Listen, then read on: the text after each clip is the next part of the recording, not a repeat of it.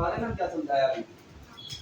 Theory इसलिए पढ़ना जरूरी है क्योंकि पेपर पैटर्न कुछ भी हो सकता है, या तो फुल फ्लेजेड 12 मार्क्स का थ्योरी, सिंगल थ्योरी या दो पार्ट में थ्योरी, और साथ में ऑप्शन में प्रैक्टिकल। और प्रैक्टिकल का अंत नहीं है, एनपीवी पीआई आईआरआर तीन मिला के तुमको 12 मार्क्स दे देगा, कोई दो मेथड मिला के 12 मार्क्स दे देगा, समझ में आ रहा है। लेकिन ऐसा पैटर्न थोड़ा गलत है मेरी नजर में। गलत इसलिए है क्योंकि प्रैक्टिकल वाले बच्चे को प्रैक्टिकल मिल गया, थ्योरी वाला बच्चा थ्योरी देख के खुश, बोला 12 मार्क्स का थ्योरी देख के। तो इससे क्या हुआ, दोनों जो अपना अपना माइंडसेट लेके गया था घर से, एक बच्चा गया था प्रैक्टिकल करके आएंगे 12 मार्क्स, वो पूरा 12 मार्क्स का प्रैक्टिकल करके खुश, और एक थ्योरी का टारगेट लेके वो थ्योरी अटेंड करके आए। जबकि दोनों बच्चे को दोनों आना चाहिए ना, हमें आ रहा है तभी तो एग्जाम है। एग्जाम का मतलब तो यही हुआ, इसलिए हम चाहता, अगर हम होता तो हम यही बनाता, इस चैप्टर से अगर 12 मार्क्स आना है तो 7 + 5, 7 मार्क्स का प्रैक्टिकल और 5 मार्क्स का थ्योरी। और ऑब्वियस है 7 मार्क्स में सारा मेथड तो नहीं आ सकता, शायद कोई दो मेथड या एक ही मेथड आए, समझ में आ रहा है। और अगर चैप्टर को 14 मार्क्स का वेटेज मिलता तो फिर बढ़िया होता। 14 मार्क्स में हम क्या करता, 4 मार्क्स का थ्योरी और 10 मार्क्स का प्रैक्टिकल देता, जिसमें दो मेथड डाल देता हम प्रैक्टिकल का, और एक क्वेश्चन को थ्योरी का भी डाल देता, तो बच्चे को आना चाहिए। पूरा चैप्टर पढ़ लिया, पूरा मेथड पढ़ लिया, अच्छे से समझ लिया चैप्टर को, अब तुमको उसका थ्योरी लिखना नहीं आता 4 लाइन उसके बारे में, गलत बात है, समझ में आ रहा है। इसमें दोनों चीज आना चाहिए, थ्योरी और प्रैक्टिकल। तो हमको उसी के फेवर में है और हम उम्मीद भी कर रहे हैं कि ऐसा कुछ हो जाए।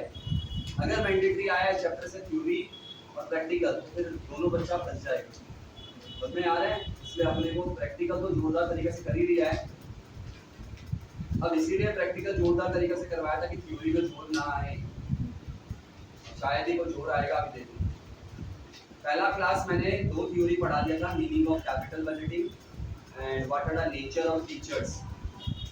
उम्मीद है ये दो हम लोग का थ्योरी याद है बच्चे को। कैपिटल बजटिंग में हम लोग क्या डिसीजन लेती है, मेनली कैपिटल एक्सपेंडिचर का, कि करना है कि नहीं करना है खर्चा, समझ में आ रहा है। बड़ा बड़ा खर्चा को लेकर होता है, प्रोजेक्ट को लेकर होता है, और एक बार अगर डिसीजन ले लिया तो ये इरिवर्सिबल है, ये भी पढ़ा था। इसमें huge outflow of cash involve है, कैपिटल बजटिंग में ह्यूज आउटफ्लो ऑफ कैश, इसलिए कैपिटल एक्सपेंडिचर भी होता है, तो शायद इसलिए इसका नाम भी कैपिटल बजटिंग पड़ा। पता है प्यार से कैपिटल बजटिंग को मैंने का नाम दिया था, देखा कि नहीं, कैपबज। कैपिटल बजटिंग का कैप, कैपिटल का, और बजटिंग का बज। प्यार से इस चैप्टर को प्रोफेशनल वाला बच्चा लोग कैपबज बुलाता है, कैपबज बोलने में अच्छा लग रहा है ना, कैपबज, समझ में आ रहा है। कैपिटल बजटिंग क्यों बोले, कैपबज बोलता है, मेरा बुद्धि में चैप्टर पर प्यार आना चाहिए, इतना पढ़ा है, पाला पूछा है, प्यार आना चाहिए, कैपबज बुलाएंगे, प्यार से क्या बुलाएंगे। अगला थ्योरी आता है नेचर फीचर के जस्ट पीछे, need and importance of capital budgeting, मिला एकदम मजेदार तरीका से। बताओ कैपिटल बजटिंग का क्या इंपॉर्टेंस है, क्या जरूरत थी, बताओ खुद से सोच के देखो, कैपिटल बजटिंग का क्या जरूरत है। यस, डिसीजन मेकिंग में हेल्प करता है, यस, प्रोजेक्ट में पैसा लगाएं कि नहीं लगाएं, इसमें जितना भी क्वेश्चन बनाया उसमें प्रपोजल होता है, ऐसे प्रोजेक्ट में ऐसे करेंगे तो ऐसा इनफ्लो होगा, इतना आईआरआर मिनिमम रिक्वायर्ड है, तो प्रोजेक्ट अच्छा कि खराब, समझ में आ रहा है। ये डिसाइड करने में कैपिटल बजटिंग मदद करता है, तो यही तो उसका क्या है, इंपॉर्टेंस। नीड मतलब जरूरत, समझ में आ रहा है। और पढ़ो, capital budgeting means planning for capital assets. हाँ बहुत बढ़िया लाइन लिख के आना, underline. Capital budgeting means planning for capital assets. अब capital budgeting decisions are vital to any organisation. हाँ ना, बहुत इंपॉर्टेंट डिसीजन है किसी भी ऑर्गेनाइजेशन का, इसीलिए हम लोग इस चैप्टर से शुरुआत किया है करना। अब कैसे बहुत इंपॉर्टेंट है ये ऑर्गेनाइजेशन के लिए। नंबर 1, वेदर और not fund should be invested in long term projects, जैसे कि इंडस्ट्री, प्लांट परचेज करना, मशीन परचेज करना, हम तो अपने आप से यहाँ सवाल करते हैं कि क्या पैसा लगाना चाहिए लॉन्ग टर्म प्रोजेक्ट में, समझ में आ रहा है। और रिस्की है प्रोजेक्ट, मैंने बताया यहाँ पे ह्यूज आउटफ्लो ऑफ कैश होने वाला है, तुमको एक डिसीजन लेना है कि तुमको एक इंडस्ट्री में पैसा लगाना चाहिए नहीं लगाना चाहिए, तुमको अपना बिजनेस के लिए फैक्ट्री में मशीन प्लांट खरीदना है, प्लांट एंड मशीनरी, क्या वो खरीदे कि भाड़ा पे ले, समझ में आ रहा है? तो ये सब कुछ डिसीजन लेना इस capital budgeting, long term decision. समझ में आया? तो इसीलिए हम लोग इसीलिए जरूरत पड़ता है कैपिटल बजटिंग। थ्योरी को फील करो, क्या लिखने जाता है, क्यों पूछा है हमको, पूछा है कैपिटल बजटिंग क्यों करना चाहिए। हिंदी में तो यही होता है ना, व्हाई, नीड, इंपॉर्टेंस, जरूरत क्या है। तो जरूरत ये है कि मुन्ना लॉन्ग टर्म प्रोजेक्ट में पैसा लगाए कि ना लगाए, पैसा ब्लॉक करेगी नहीं करेगी, पक्का। दूसरा, analyse the proposal for expansion और क्रिएटिंग एडिशनल कैपेसिटी। हाँ मुन्ना, तुम ऑलरेडी बिजनेस कर रहा है, समझ में आ रहा है? अब तो बिजनेस को बड़ा करना है, अगेन कैपिटल बजटिंग, क्योंकि बिजनेस बड़ा करेगा तो कैपिटल खर्चा लगेगा उसमें, एक्सपांशन में। समझ में आ रहा है? तो देखो क्या ये प्रपोजल अच्छा है एक्सपांशन वाला, तो तुमको लग रहा है तो एक्सपांशन करो, अदरवाइज नहीं करेंगे। तो अगेन प्रपोजल को एनालाइज करना, वहाँ पर अलग अलग प्रपोजल्स होगा, तुम उसमें देखिएगा कौन सा अच्छा कौन सा खराब, उसको बोलते हैं analyse the proposal. Next, to decide the replacement of permanent assets, जैसे कि बिल्डिंग एंड इक्विपमेंट। हाँ ना, जैसे तुम देखा होगा बड़ा बड़ा बिजनेस में क्या होता है, पुराना बिल्डिंग को पूरा रिप्लेस करके नया बिल्डिंग इक्विपमेंट्स खरीद लेते हैं। समझ में आ रहा है? तो बताओ इसमें ह्यूज आपको कैश होने वाला है। समझ में आ रहा है? मशीन खरीदना और किसी चीज़ को रिप्लेस करना, पुराना मशीन खराब हो गया है, नया टेक्नोलॉजी मार्केट में आ गया, तुम एकदम नया टेक्नोलॉजी के साथ काम कर सकता है, पूरा वाला को भंगार बेचो, नया वाला खरीद के लाओ, इसको बोलते हैं रिप्लेस करना। पुराना चीज को रिप्लेस करके नया में चीज नया के साथ वर्क करना, वो इसमें तो कैपिटल बजटिंग है। बोलो, मेरा एग्जिस्टिंग मशीन जो है वो खत्म हो गया है, घर में आ रहा है, उसको रिप्लेस करके नया लेकर आएंगे, घर में आ रहा है, या उसी से काम चलेंगे। बताओ, काम चल रहा है अभी भी उससे, एकदम खराब नहीं हुआ है, घर में आ रहा है, तो आपको ये डिसीजन लेना है कि उसी के साथ चलना है कि नया लेकर आना है। तो रिप्लेसमेंट का जो डिसीजन होता है ना, ये लेना भी क्या है कैपिटल बजटिंग। गया बुद्धि में, कुछ नया खरीदना कैपिटल बजटिंग है, तो रिप्लेस करना भी कैपिटल बजटिंग। इसमें लिखा है रिप्लेसमेंट ऑफ परमानेंट एसेट। तो परमानेंट एसेट समझ में आता है ना, बिल्डिंग इक्विपमेंट्स, तो परमानेंट एसेट्स है, फिक्स्ड एसेट्स, जो एसेट जनरली हम लोग हर साल चेंज नहीं करते, वो परमानेंट एसेट्स। समझ में आ रहा है? जहाँ पर पैसा फंस जाता है, ब्लॉक हो जाता है, फिक्स्ड कैपिटल ब्लॉक हो जाता है, उसको बोलते हैं फिक्स्ड एसेट्स, उसी को permanent assets. Next, to make financial analysis of various proposals regarding capital investment so as to choose the best out of many alternative proposals। अरे हाँ, पूरा एमबीए में एक किया, project E, project B, project X, project Y, कौन सा अच्छा, choose the best alternative. ठीक है, ये कैसे कर पाए अपन, कैपिटल बजटिंग का बहुत सारा टेक्निक्स मेथड्स की मदद से। तो कैपिटल बजटिंग का यही इंपॉर्टेंस है, अभी खत्म नहीं किया इन्होंने, अभी और बढ़िया बढ़िया बात लिखेगा। बोला the importance of capital budgeting can be well understood from the fact that an unsound investment decision may prove to be fatal to very existence of the concern। क्या लाइन हम बता रहे हैं, मजा आ गया, इसको पूरा हाईलाइट किया जाए और ये लिखकर आया जाए, जहाँ भी इंपॉर्टेंस नजर आ जाए। बोल रहा है अगर तुमने अनसाउंड डिसीजन लिया ना इन्वेस्टमेंट का, ये तुम्हारा बिजनेस के लिए फैटल, फैटल वर्ड सुना है ना, हाँ, एकदम हानिकारक है। समझ में आ रहा है? अगर कोई फैटल, किसी को डिजीज होता है फैटल डिजीज, मतलब शायद मर सकता है वो इंसान, फैटल। समझ में आ रहा है? तो वैसे ही अगर तुमने अनसाउंड इन्वेस्टमेंट डिसीजन ले लिया तो शायद बिजनेस खत्म होने वाला है। समझ में आ रहा है? प्रूव टू बी क्या, फैटल फॉर द बिजनेस, और लिखा है fatal to the very existence of the concern. Existence मतलब शायद अब वो बिजनेस एग्जिस्ट कर पाएगा कि नहीं कर पाएगा, उसको भी डाउट आ जाए अगर तुमने इन्वेस्टमेंट डिसीजन अच्छा से नहीं लिया। आया समझ? पक्का पक्का। अब तुम लोग छोटा मोटा शॉपिंग करते हैं और उसमें भी कुछ गलत खरीद के ले आते हैं, तो उसमें भी रिग्रेट होता है, अरे वहाँ तो करोड़ों रुपया लगा रहे हैं, तो क्या लेवल का रिग्रेट होता। दुकान वाला का नो एक्सचेंज पॉलिसी था, समझ में आ रहा है, अपन कुछ गलत खरीद के ले आया, आपको पता है रिटर्न होने वाला नहीं है, समझ में आ रहा है ना, और रिग्रेट आ रहा है कि नहीं, समझ में आ रहा है। तो तुम इतना छोटा सा एक शॉपिंग का बिजनेस ऐसा चीज में करोड़ों रुपए का इन्वेस्ट होता है, तो वहाँ अगर गलत डिसीजन ले लिए, समझ में आ रहा है, it will prove to be fatal for the existence of the business. वो बिजनेस अब चल पाएगा कि नहीं चल पाएगा, समझ में आ रहा है। एक होता चल पाना, एक होता दौड़ना, और एक होता घुटने के बल गिर जाना। अगर घुटने के बल गिरे तो रेंगना पड़ेगा, चलना नहीं होता, रेंगना। समझ में आ रहा है? रेंगता हुआ बिजनेस अच्छा नहीं लगता, बिजनेस चलता हुआ अच्छा लगता है। समझ में आ रहा है? कभी किसी को पूछता है मिलता तो क्या होता है और क्या चल रहा है, तो पूछता है क्या रेंज है ना? पूछ के देखना और आजकल कैसे रेंज है तू, ऐसे पूछे क्या तो कैसे चल रहा है, मतलब वो उम्मीद कर रहा है कि अच्छा चल रहा है और वो सामने वाला बोलता नहीं बढ़िया चल रहा है ना? बोलते हैं ना। नेक्स्ट क्लास समझे आते थे पूछे। बताओ नीड, सिग्निफिकेंस, इंपॉर्टेंस, तीनों एक ही होता है और आप पॉइंट वाइज लिखा है। देखो पॉइंट वाइज ये लिखा है कि इसमें लार्ज इन्वेस्टमेंट होने वाला है और पैसा तुम्हारे पास लिमिटेड होता है भाई, क्या पेड रहने वाला है क्या पैसा?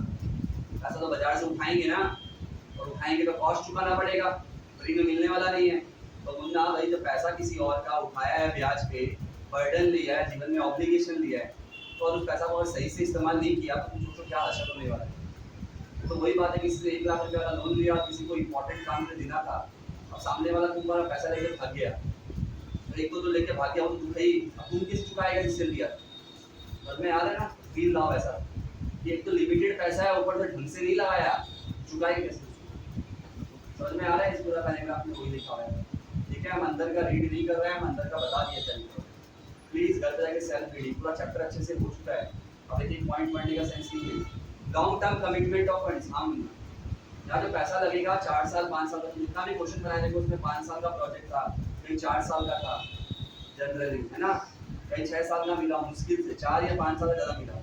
तो ये लॉन्ग टर्म कमिटमेंट है, ऐसा नहीं कि 1 साल बाद सब सही हो जाएगा, चलो 1 साल तक उठाया था कभी।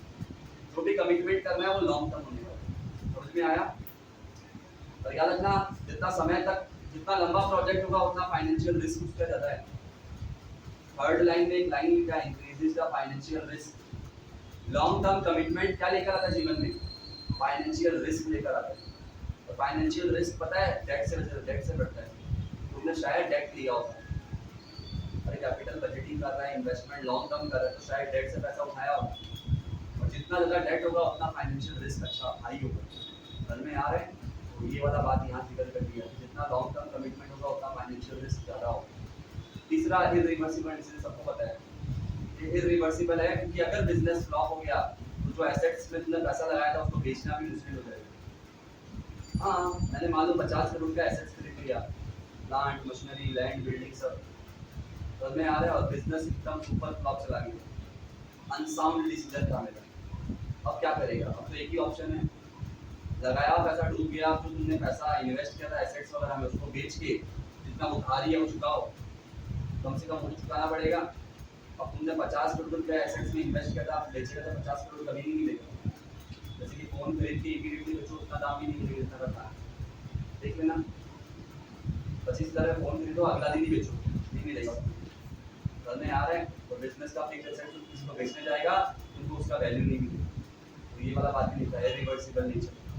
देखा है? Second line, it becomes very difficult to dispose these assets without incurring heavy losses, मतलब बिना लॉस खाए तो बेच ही नहीं पाएगा, लॉस खा के बेचना पड़ेगा। तीसरा चौथा, long term effect on profitability. हाँ मुन्ना, तुम्हारा डिसीजन पे डिपेंड करेगा तुम्हारा बिजनेस में प्रॉफिटेबिलिटी कैसा होने वाला है। Second line, not only the present earning of the firms are affected by investment in capital asset but also the future growth and profitability of the firm। है कि नहीं? ये समझा? तुमने आज कोई डिसीजन लिया, कोई कोर्स में एनरोल किया, 1 लाख रुपया फीस है, तुमने घर वालों से 1 लाख रुपया फीस लेके पढ़ लिया, तुमको बहुत अच्छा लगा, कोर्स समझ में भी आ गया, समझ में आ रहा है? तो बताओ ये 1 लाख रुपया प्रेजेंट सिचुएशन को अफेक्ट किया कि नहीं? बोलो। हाँ, सपोज घर वालों ने बहुत मुश्किल से 1 लाख रुपये तुम्हारे लिए अरेंज करके दिया, सिर्फ सिचुएशन का फील लाओ। समझ में आ रहा है? मतलब घर वालों ने कहीं से सपोज लोन लेके तुम्हारा अरेंज करके दिया 1 लाख, फील आया थोड़ा? हाँ, क्या it will affect the present situation? हाँ, अफेक्ट तो किया यार, आज किसी से लोन लेना पड़ा। समझ में आ रहा है? ताकि उस कोर्स के लिए एनरोल कर सके। समझ में आ रहा है? अब पता चला तुम्हारा एनरोल करने के 2 महीना बाद ही मन नहीं लग रहा है, एकदम मन से उतर गया कुछ। समझ में आ रहा है? अब कुछ और डायरेक्शन में दिमाग चल रहा है, और ये 1 लाख का फीस नॉन रिफंडेबल है। अब फील लाओ, थोड़ा फील आ रहा है? अच्छा वाला कि खराब वाला? अपने से खराब वाला क्या क्या फील आया बताओ? एक तो फ्यूचर भी खराब हुआ इस कोर्स में घुस के, समझ में आ रहा है? और प्रेजेंट तो खराब हो ही गया, क्योंकि प्रेजेंट में लोन लेना पड़ा। तो डिसीजन लेने से प्रेजेंट सिचुएशन के साथ साथ फ्यूचर का सिचुएशन, फ्यूचर ग्रोथ फील आया अब लाइन का? अब लाइन फील करो, Not only the present earnings of the firm are affected by investment in capital assets, but also the future growth and profitability. Munna अगर ये कोर्स करता अच्छे से दिल लगाकर, शायद कहीं जॉब लगता तो प्रॉफिट कमाता, फ्यूचर में पैसा आता घर पे। लेकिन तुमने तो पल्ला झाड़ लिया, कोर्स से नहीं करना, तो बताओ फ्यूचर में जो आने वाला पैसा नहीं आएगा, और ऊपर से 1 लाख का लोन और ले लिया, वो कैसे चुकाएगा? सिचुएशन का फील आया थोड़ा? ये होता है यूनिवर्सिटी का लॉन्ग टर्म। देखो सिर्फ लॉन्ग ही चल रहा है, एल से चालू हुआ सब। पहला लार्ज, दूसरा वाला एल, तीसरा चौथा वाला भी एल है। समझ में आ रहा है? ये है बस। Next, difficulties of investment decision. हाँ मुन्ना, आसान तो नहीं है लेना। Long term investment decision are difficult to be taken because decision लेना आसान काम है। समझ में आ रहा है? खुद ही बोल रहा है कैपिटल बजटिंग डिसीजन लेना आसान नहीं है। तो ये भी क्या है, चैलेंज है तुम्हारे लिए, सोचना है। बताओ क्या क्या प्रॉब्लम आता है। Decision extends to series of years. हाँ, वो आने वाला डिसीजन जो है वो आने वाला कुछ सालों का इफेक्ट करने वाला है, सीरीज ऑफ इयर्स। दूसरा, अनसर्टेनिटी फ्यूचर पे भयंकर वाला है, इसने देखा फ्यूचर। समझ में आ रहा है? तो future is all about uncertainty. और जितना ज़्यादा फ्यूचर में आगे बढ़ते जाएगा उतना ज़्यादा रिस्क है। तुम शायद अपना 1 साल प्रेडिक्ट कर सकते हैं, अपना आने वाला 5 साल प्रेडिक्ट करना बहुत ज़्यादा मुश्किल है। बोलो, जितना ज़्यादा फ्यूचर के बारे में सोचेगा उतना हायर डिग्री ऑफ रिस्क। समझ में आ रहा है ना? अगर तुमको किसी को पैसा दिया और वो बोला 5 साल बाद लौटाएंगे, कम रिस्क की ज़्यादा रिस्क। समझ में आ रहा है? 5 साल बाद पुराना होता, बात बहुत पुराना होता, तुम बार बार उसको याद ही नहीं, कितना बार बोले। समझ में आ रहा है? तो रिस्क बढ़ जाएगा। समझ में आ रहा है? सिंपल है, तुमने किसी को उधार दिया है, तुम छोटा उधार देगा तो जल्दी मिल जाएगा। लंबा उधार दो, शायद मारने का चांसेस ज़्यादा बढ़ जाता है। हमारे क्या बोला, फील लाओ। तुम किसी को उधार दे रहा है पैसा और लंबा समय के लिए दिया है, चांसेस है कि मार लेगा। छोटा समय के लिए शायद उसको बार बार कॉल करके रिकवर कर लो कैसे ना कैसे। फील आ रहा है? जितना ज़्यादा फ्यूचर में आगे जाएगा उतना रिस्क बढ़ते जाएगा, क्योंकि future is all about uncertainty. और अनसर्टेनिटी से क्या आता है? रिस्क। अनसर्टेनिटी से क्या आता है? रिस्क। जैसे सेम कोर्स ज्वाइन किया, बहुत कंपटीशन है, बहुत मुश्किल है क्रैक करना, तो बताओ सर्टेन की अनसर्टेन? अनसर्टेन। तो रिस्की की लेस रिस्की? ज़्यादा रिस्की, वो रिस्की। इसका मतलब जहाँ अनसर्टेनिटी बढ़ेगा ना वहाँ रिस्क बहुत बढ़ेगा। मिलाया? अगला, नेशनल इंपॉर्टेंस। अरे मुन्ना, तुम्हारा बिजनेस तो डूबा, देश का जीडीपी भी ले डूबा तुम। इस पॉइंट पे यही लिखा है। बताओ, तुमने सेटअप तैयार किया था, बिजनेस फैक्ट्री इंडस्ट्री खोला था, हजारों लोगों को वहाँ जॉब दिया था, बदला तुम्हारा बिजनेस खत्म, तुम सबका पैसा भी मार लिया एम्प्लॉय। समझ में आ रहा है? ऊपर से फैक्ट्री वैक्ट्री बंद होना पड़ा, बहुत लोगों का पैसा मारा, बहुत सेटलमेंट करना पड़ेगा, पूरा पैसा चुकाने के लिए नहीं। जिससे देश का तो नुकसान हुआ। नेशनल इंपॉर्टेंस पढ़ लो। देखा, इंडिविजुअल प्रॉब्लम तो है ही, इंडिविजुअल तो तुम्हारा नुकसान होगा ही, देश को क्या होगा? Employment, economic activities, economic growth. समझ में आ रहा है? देश को भी फर्क पड़ेगा इससे। ओके, तुम बिजनेस कर रहे हो तो सिर्फ तुम्हारा नहीं, किसी और का भी घर चल रहा है तुम्हारे वजह से। समझ में आ रहा है? तो तुम्हारा बिजनेस खत्म तो शायद उनका जॉब जाएगा, नौकरी जाएगी। समझ में आ रहा है? तो शायद उनको घर में परेशानी होगा। जनरली यही सोच के बिजनेस किया जाता है। आज जो लोग बिजनेस कर रहे हैं, बहुत लोगों का एम्प्लॉयमेंट भी टिका हुआ है। जितना भी हम अडानी अंबानी ग्रुप का बात करें, मतलब हद के हिसाब से लाखों लोगों को जॉब मिला हुआ है। समझ में आ रहा है? तुम सोच सकते हैं कि उनका बड़ा होना शायद किसी और को फायदा पहुंचा रहा है। ये लोग इतना बड़ा है तब शायद बहुत लोगों का घर भी चल रहा है। समझ में आ रहा है ना? अडानी अंबानी ग्रुप कितना बड़ा है तो इनके वजह से कितना लोगों का घर चल रहा है।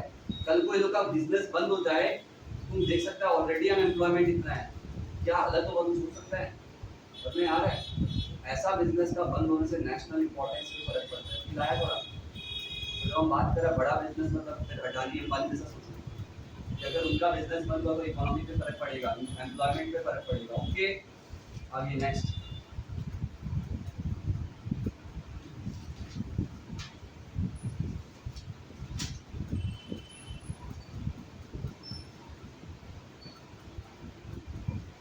अगला है कैपिटल बजटिंग प्रोसेस। अब प्रोसेस का मतलब क्या बताओ? एक तो कोर्स बता रहा है 1 लाख रुपया चाहिए, अभी बताना हमको, एनरोल करना है, करवा के देगा अभी क्लास के बाद। समझ में आ रहा है? बताओ करना है कि नहीं? अच्छा वाला कोर्स तो बताइए। चलो हम बता देते हैं कोर्स, उसके बाद करना है, अभी बताना है आधा घंटे। तो ऐसे नहीं कर डिसीजन, आधे घंटे का बता देगा प्रोसेस होता है। समझ में आ रहा है? Since it's a long term process, long term investment decision, उसका एक प्रोसेस होगा। तो गया बुद्धि में, तो बताओ क्या process? It's a complex process को बोला करो। लेट हो जाएगा तुम लोग जगह पे लेट से आएगा ठीक है वो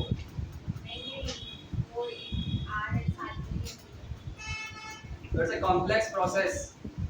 कॉम्प्लेक्स क्यों बताने की जरूरत नहीं है, as it involves decision relating to investment of current funds for the benefit of to be achieved in future। क्या बढ़िया लाइन लिखा है, तुम अपना आज सैक्रिफाइस करके फ्यूचर सिक्योर कर रहे हो। बोलो बोलो बोलो बोलो ना, आज अपना 1 लाख रुपया सैक्रिफाइस करके फ्यूचर सिक्योर कर रहे हो। बताओ तुमने कोर्स के लिए एनरोल किया, घर वालों ने हाँ कर दिया, घर वालों ने जैसे पैसा अरेंज किया, आज करंट कंजम्पशन सैक्रिफाइस करके तुम्हारे लिए 1 लाख रुपया अरेंज किया ताकि तुम्हारा फ्यूचर क्या हो सिक्योर हो।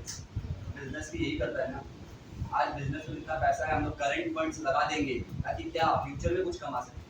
तो इस लाइन को फील लाओ, it's a complex process as it involves decision relating to investment of current funds. Fund आज वाला इन्वेस्ट करेंगे ताकि बेनिफिट कब मिले, आज नहीं, बेनिफिट तो फ्यूचर में मिलेगा। समझ में आ रहा है? और अगेन फ्यूचर अनसर्टेनिटी, बोला है नहीं मिलेगा, क्या पता ना मिले, ये तो रिस्क है। समझ में आ रहा है? आज पैसा लगाए आज ही बेनिफिट मिले तो सर्टिनिटी, आज लगाए फ्यूचर में मिल सकता है अनसर्टेनिटी, मिलेगा ये कहाँ लिखा है? समझ में आ रहा है? और लिखा है देखो फ्यूचर इज ऑलवेज अनसर्टेन। तो उम्मीद कर रहा है पढ़ाने से ये सब लाइन तुम लिख पाएगा, आज पैसा लगाएंगे ताकि फ्यूचर में मिले और future is all about uncertainty, सब लिखना आना चाहिए। तुम्हारे एग्जाम याद कर जाएगा, वो ऊपर गया, बचपन में होता था याद अब नहीं होता है। पॉइंट नंबर 1 बताओ, पहला स्टेप क्या होगा प्रोसेस का? पहला प्रोसेस का स्टेप क्या होगा? प्रोसेस का स्टेप सही, पहला प्रोसेस का स्टेप क्या होगा? Identification of investment proposals. हाँ मुन्ना, पहले जितना भी प्रपोजल्स तुम्हारे पास है ऑफर्स, उन सबको 1 to 1 आइडेंटिफाई करो। समझ में आ रहा है? ऐसे ही नहीं लगा देंगे। अभी इसको कोर्स बताया, बोला जस्ट क्लास के बाद एनरोल करना है। समझ में आ रहा है? घर पे बात करो 1 लाख रुपया चाहिएगा, बताओ ये इमीडिएटली बात करके 1 लाख रुपया क्या भी लगा देगा क्या एनरोल करेगा? नहीं, ये प्रपोजल्स देखेगा और क्या क्या ऑफर है मेरे पास आगे कोर्सेज करने का। समझ में आ रहा है? प्रॉस कॉन्स देखेगा कोर्स का, सब कुछ देखेगा। वही लिखा पहला स्टेप में। बगल में एक काम करो, लेफ्ट साइड में लिखो, पढ़ेंगे खुद से बच्चे घर पे। और बताओ ये काम कौन करेगा? लोअर लेवल की टॉप मैनेजमेंट। बोलो अंबानी जी क्या अपना एम्प्लॉय से करवाएगा ये काम? ये खुद करेंगे, खुद करेंगे। समझ में आ रहा है? लेफ्ट साइड में हाथों से लिख दे, आइडेंटिफाई। लेफ्ट साइड में तो जगह है रे मुन्ना। हाँ थर्ड लाइन में, यस, टॉप मैनेजमेंट को अंडरलाइन करो। And may come from the rank and file workers. अरे हाँ मुन्ना, रिजल्ट आओ वर्कर से ही आता है जनरली। माना अंबानी अडानी ने बड़ा बड़ा डिसीजंस लिया, लेकिन उन डिसीजन पे वर्करों ने काम भी तो किया, तभी तो लोग उतना बड़ा बना। बोलो पक्का पक्का। बगल में देखो लेफ्ट साइड में, आइडेंटिफाई प्रॉस एंड कॉन्स। बस इस पूरा पैराग्राफ का थीम यही है कि हर एक प्रोजेक्ट का प्रॉस एंड कॉन्स देखा जाए। Next Munna screening. ओहो, स्क्रीनिंग वर्ड सुना है? तुम जब प्रपोजल को स्क्रीनिंग करेगा तो तुमको ज्यादा अच्छे से समझ में आएगा उस प्रपोजल के बारे में। देखो लिखा है थर्ड लाइन, स्क्रीनिंग कैसे करेंगे? In accordance with the corporate strategies और selection criterion of the firm. Yes, तुम कोई भी चीज को सेलेक्ट ऐसे ही नहीं कर देता, कुछ क्राइटेरिया होता है, ये कंडीशन ऐसा होगा तो हम सेलेक्ट करेंगे, तो नहीं करेंगे। तो हर एक फॉर्म का अपना सेलेक्टिंग क्राइटेरिया होता है, अगर वो क्राइटेरिया हिट करेगा तब ये मेरे लिए अच्छा, अदरवाइज नहीं। समझ में आ रहा है? बोलो। तो इन accordance with the corporate strategies, मतलब जो मेरा बिजनेस का कॉर्पोरेट स्ट्रेटजी के हिसाब से होगा, सूट कर रहा होगा, वो सेलेक्ट करेंगे। और कुछ सेलेक्टिंग क्राइटेरिया होगा, वो सब अगर ट्रिगर होगा, हिट होगा, तब हमारे लिए वो प्रोजेक्ट अच्छा है। इसको बोलते हैं स्क्रीनिंग का प्रपोजल। मतलब आइडेंटिफाई किया प्रॉस कॉन्स, उसके बाद कुछ स्ट्रेटेजी बनाए, प्लान बनाए और कुछ अपना क्राइटेरिया सेट किया, उसके हिसाब से जो मैच करेगा, सूट करेगा वो मेरे लिए अच्छा है। तो पहला स्टेप में प्रॉस कॉन्स, दूसरा स्टेप में स्ट्रेटेजी बनाना, क्राइटेरिया सेलेक्ट करना और उसके हिसाब से प्रपोजल को इवैल्यूएट करना। अगला स्टेप इवैल्यूएशन ही है। सीरियली चल रहा है एकदम, ऐसे ही कराना है। एक बच्चा ऊपर नीचे करेगा नहीं चलेगा मुन्ना। जब हम बोले प्रोसेस तो प्रोसेस ऐसे ही चल रहा है। समझ में आ रहा है ना? प्रोसेस में तुम खेली भी नहीं कर सकते, तो स्टेप बाय स्टेप चलेगा। तो ये बैक टू बैक ऐसे ही लिखना होगा ऑर्डर में। इवैल्यूएशन ऑफ वेरियस प्रपोजल, हाँ जी मुन्ना, और इसके लिए तुम लोग सारा मेथड्स किया है, तुम देख लो। फर्स्ट लाइन में ये लिखा है next step is capital management to evaluate the profitability, हाँ जी। और वो कैसे करेंगे? Third line payback, return, present value, net present value, IRR. Done? तो लिख देगा मुन्ना। हर एक प्रोजेक्ट का प्रॉफिटेबिलिटी चेक करेंगे, इनफ्लोज चेक करेंगे और उसके लिए वेरियस मेथड्स हैं हम लोग के पास। तो मेथड का नाम लिख देना बस, खत्म।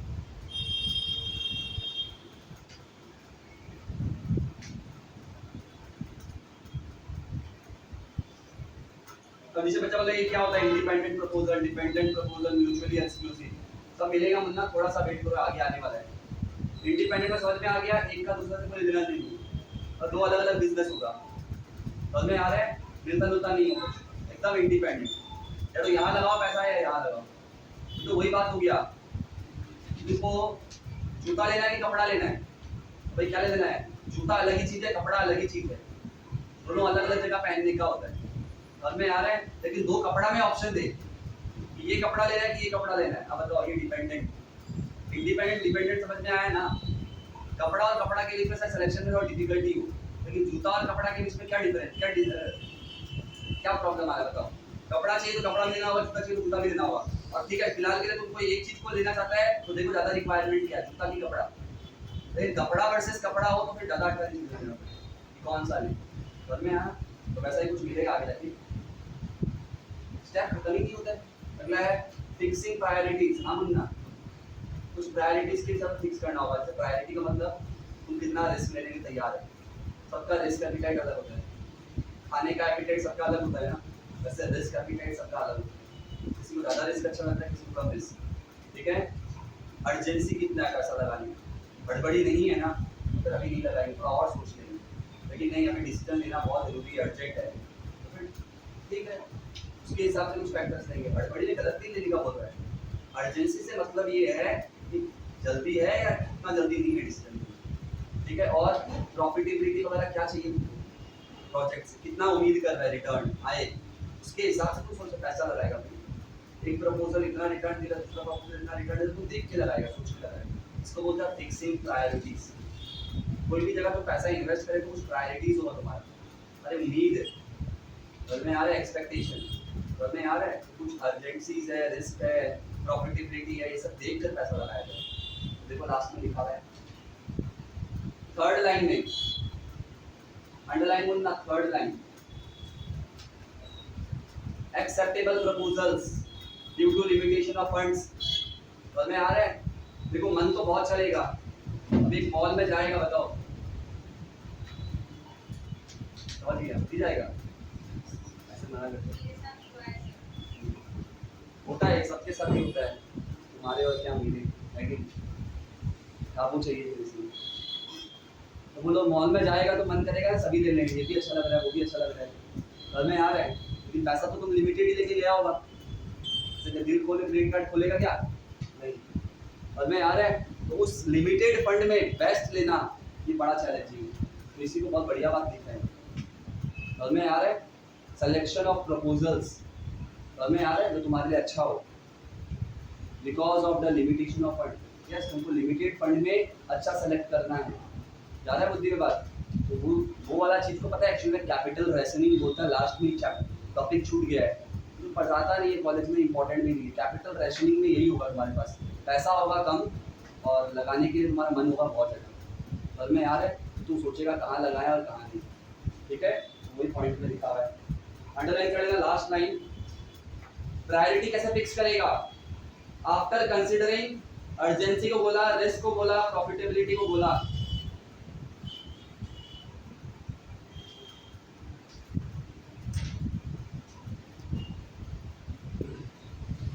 Next point number 5, final approval and preparation of capital expenditure budget. हम मुन्ना पहले तो तैयारी कर रहा है, अब क्या होगा, फाइनल अप्रूवल लेंगे और कैपिटल एक्सपेंडिचर बजट बनाएंगे। देखो बजट यहाँ भी आ गया, मैनेजमेंट में एफएम है और एफएम में मैनेजमेंट, ये सब कुछ कनेक्टिंग है मुन्ना, कॉस्ट एफएम मैनेजमेंट, बड़ा ऑर्गेनाइजेशन सब कुछ चलता है एक साथ, तुमको अलग अलग पढ़ना होगा। वो बात है कि तुम्हारा लिंकिंग नहीं बना, तुमको फील नहीं आ रहा, इमेजिन नहीं कर पा रहे, उस एनवायरनमेंट में नहीं है, बाकी ये सब कुछ साथ में चल लेगा चीज़ें।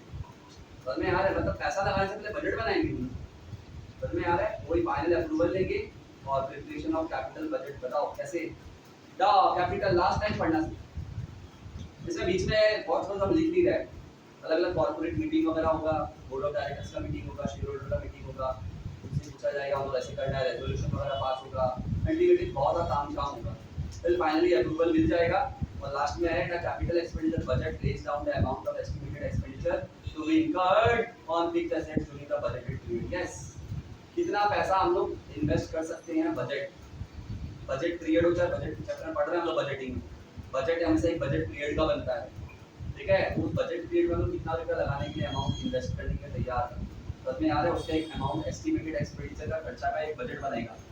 सबको पता है ये सब कैपिटल बजटिंग करने के बाद कर रहे हैं कि करने से पहले, सब कुछ प्री डिटरमाइंड पहले चल रहा है, सब समझ में आ रहा है, ये सब एस्टिमेटेड बेसिस पे होगा, लगाए नहीं है पैसा, लगाने के लिए तो बजट बना रहे हैं, कितना रुपया हम लोग लगाने का सोच रहे हैं, तो ये सब कुछ फाइनली अप्रूव होगा, डिसाइड डन।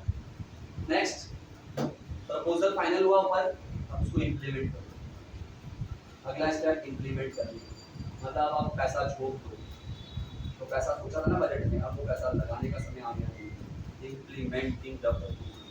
मेरा मुद्दे में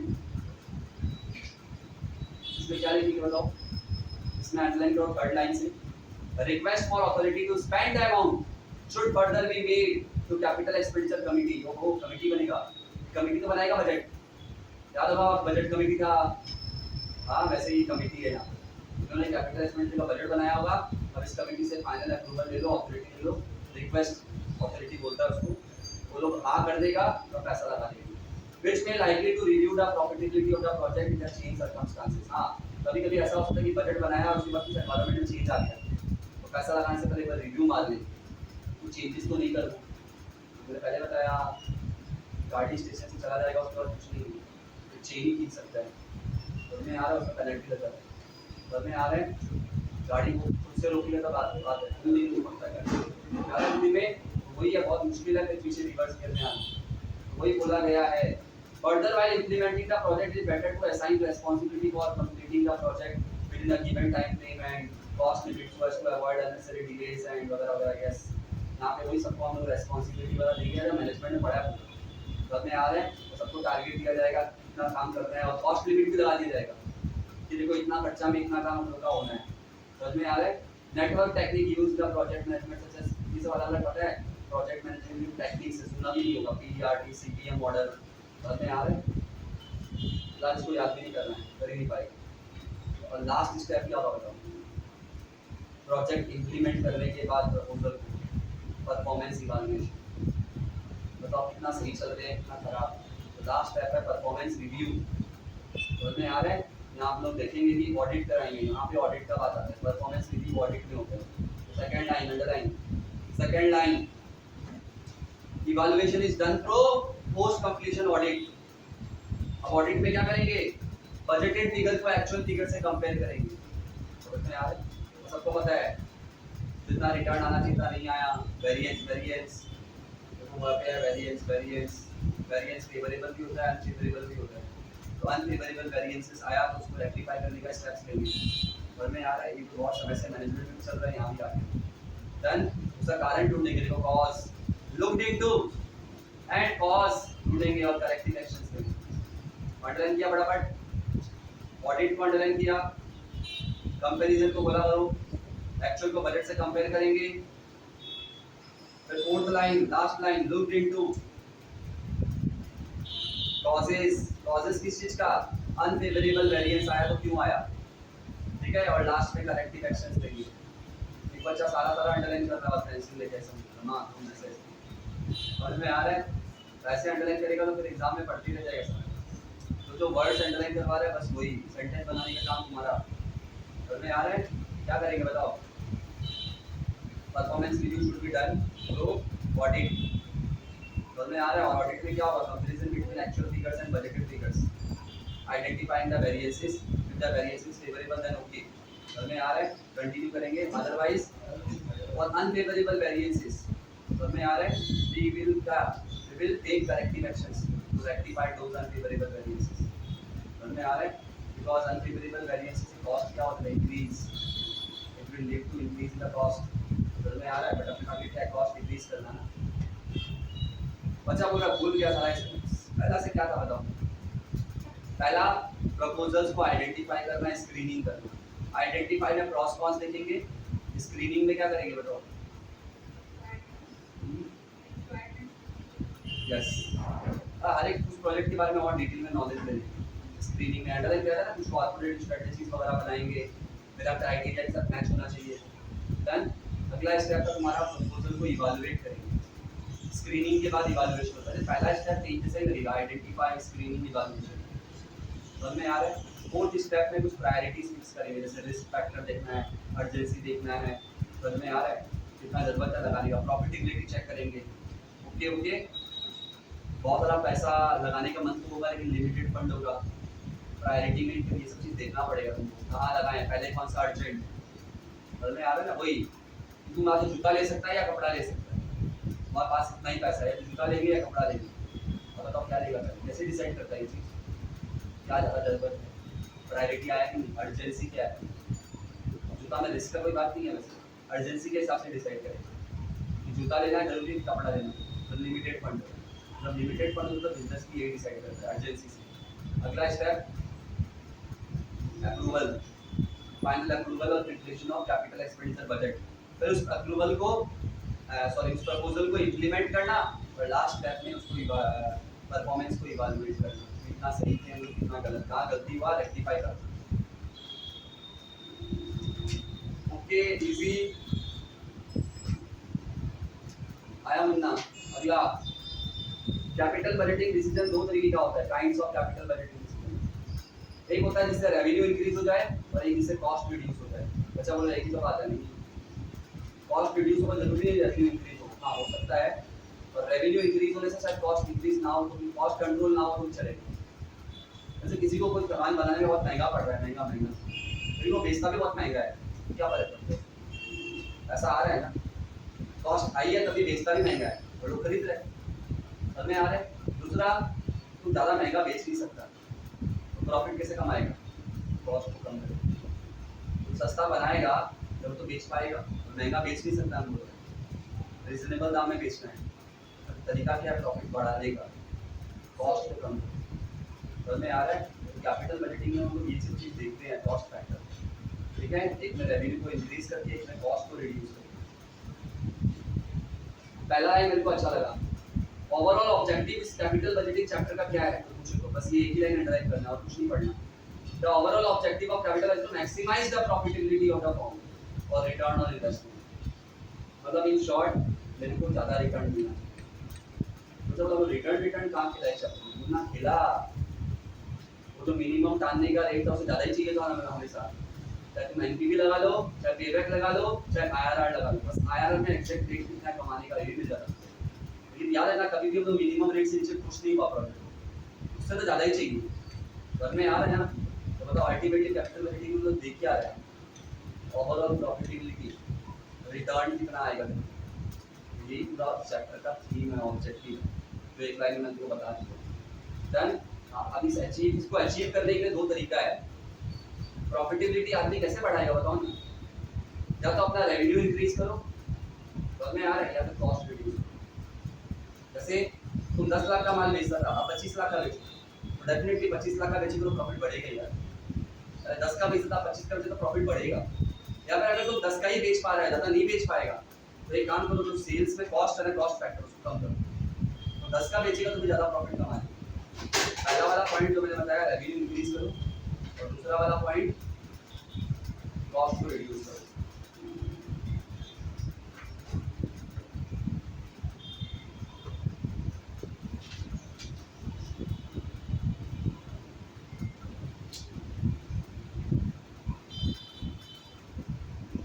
देखो ऊपर 3 point, accept reject decision, mutually exclusive, capital rationing मिला, ये बोला था बाद में आ जाएगा। वो एक्सेप्ट रिजेक्ट है ना, वही इंडिपेंडेंट प्रोजेक्ट है, वही इंडिपेंडेंट। अब पढ़ लो अंदर कहीं पर, accept reject decision relate to independent projects which do not compete with one another। ओ वही जूता और कपड़ा, कोई कंपटीशन ही नहीं आपस में। जूता की जगह जूता चाहिएगा, कपड़े की जगह कपड़ा चाहिएगा, नो कंपटीशन। अब में आ रहा है such decisions are generally taken on the basis of minimum return on investment. All those proposals which get a return higher than minimum or cost of capital are accepted and rest are rejected. If the proposal is accepted, the firm makes investment in it, and if it is rejected, नहीं invest करेगा। तो बच्चा वाला बात बोल रहा है। बोला proposal accept हुआ, पैसा लगाएंगे तो नहीं लगाएंगे, reject हुआ तो नहीं लगाएंगे। पता है reject हुआ तो नहीं लगाएंगे, accept हुआ लगाएंगे। लेकिन ये accept reject का डिसीजन लेंगे कैसे? पता है इसको एक्सेप्ट रिजेक्ट डिसीजन भी बोलते हैं और इंडिपेंडेंट डिसीजन भी बोलते हैं। इसमें होगा क्या, दो प्रपोजल है, दोनों को आइडेंटिफाई करेंगे, हाँ दोनों में जिसमें ज्यादा मेरा रिक्वायर्ड रिटर्न है ना, मिनिमम रेट ऑफ, उससे ज्यादा जिसमें आ रहा होगा उसमें लगा देंगे, और मिनिमम से नीचे आ रहा हो तो नहीं लगाएंगे, कोई बोलेंगे। जिसमें ज्यादा आ रहा है उसको एक्सेप्ट करेंगे और जिसमें कम रिटर्न आ रहा है उसको रिजेक्ट करेंगे, इसलिए इसका नाम है एक्सेप्ट रिजेक्ट। जिस प्रोजेक्ट में ज्यादा रिटर्न आ रहा होगा मिनिमम से, उसमें उसको एक्सेप्ट कर लेंगे, और जिसमें मिनिमम से कम आ रहा होगा में आ रहा है उसको रिजेक्ट कर देंगे, इसलिए इसका नाम एक्सेप्ट रिजेक्ट डिसीजन। तो में आ रहा है और दोनों का एक दूसरे से कोई लेना नहीं है, इंडिपेंडेंट। अगला है म्यूचुअली एक्सक्लूसिव डिसीजन। वो याद है वो शादी वाला एग्जांपल, हां म्यूचुअली एक्सक्लूसिव। तो ये such decisions relate to proposals which compete with one another in such a way that acceptance of one automatically excludes, automatically आ गया तो में आ रहा है excludes the exception of the other। क्या बोला है, बोला ये डिसीजन कॉम्पिटिटिव होता है आपस में, समझ में आ रहा है। वैसे वही एग्जांपल शादी में, एक लड़के को हाँ करना मतलब दूसरे का ना करना कंफर्म, टॉस किया तो हेड का आना है, टेल का नहीं आना कंफर्म हो गया। बताओ हेड और टेल कंप्लीट करता है कि नहीं आपस में, बताओ अभी हम टॉस कर रहे हैं तो बता देगा क्या हेड ही आएगा या टेल ही आएगा, बताओ क्या ये कॉम्पिटिटिव है? हाँ कुछ भी आ सकता है, कॉम्पिटिटिव है, समझ में आ रहा है। लेकिन कंफर्म है, अगर एक का होना दूसरे का ना होना तय है, अगर हेड आया मतलब टेल नहीं आया, समझ में आ रहा है क्या बोलते हैं, इसी को बोलता है म्यूचुअली एक्सेप्ट। मतलब जहाँ पर हम लोग एक डिसीजन को एक्सेप्ट कर लेते हैं ना तो दूसरा ऑटोमेटिकली क्या होता है, बोलो रिजेक्ट।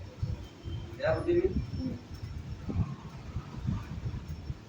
देखो बच्चा बोला तो इंडिपेंडेंट में तो यही था एक्सेप्ट रिजेक्ट, बोलो ना इंडिपेंडेंट में तो यही था ना। नहीं इंडिपेंडेंट में जूता और कपड़ा, समझ में आ रहा है, यस कंपटीशन नहीं था आपस में।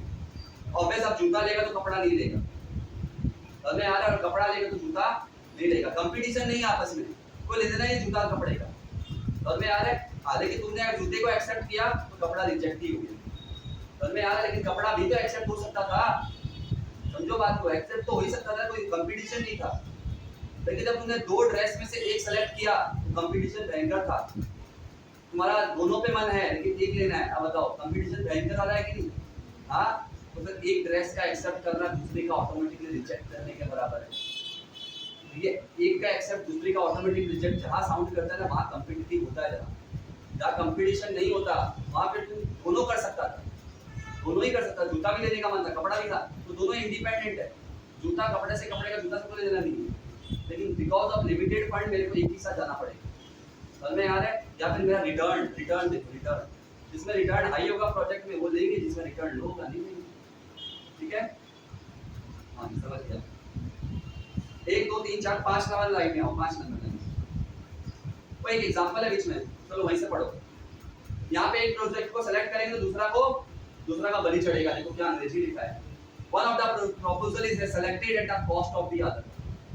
बताओ तुम्हें दिल पे पत्थर रख के वो ड्रेस को चुराया है, लेकिन एक को सेलेक्ट करना ही था ना, एक को दिल पे पत्थर रख के चुराना पड़ेगा, समझ में आ रहा है। फॉर एग्जांपल एक कंपनी में है the option of buying a new machine और सेकंड हैंड मशीन और टेकिंग एन ओल्ड मशीन और हायर ए सेलेक्टिंग ए मशीन। बताओ कंपनी के पास कितना ऑप्शन है, या तो नया मशीन खरीद ले या सेकंड हैंड डिसीजन ले या फिर पुराना मशीन है उससे काम चलाए, समझ में आ रहा है, या फिर भाड़े पे ले ले।